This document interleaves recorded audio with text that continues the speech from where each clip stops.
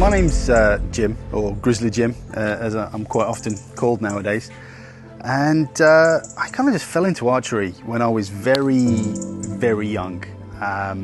Quite an interesting story. I grew up on a farm. I was a kid, I was always in the way, I was always doing stuff I shouldn't do, I was always going places I shouldn't go.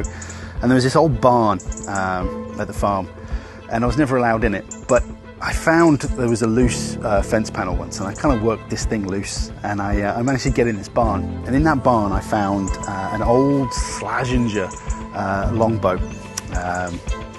I don't know, it seemed huge to me at the time, but I was only about 4 or 5 years old.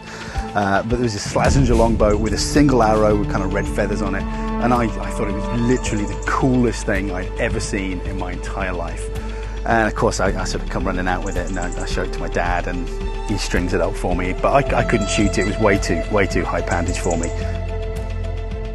My dad made me a bow. He sort of went out into the woods and got me little more than a stick with a string on it, and he says, like, there you go bother someone else, leave me alone, I'm busy. And that was kind of my first kind of step into archery, with this handmade little bow, and with just one arrow. And I'd go run around the woods and the fields and things, just shooting clumps of moss, old trees and things, just being a kid, having fun.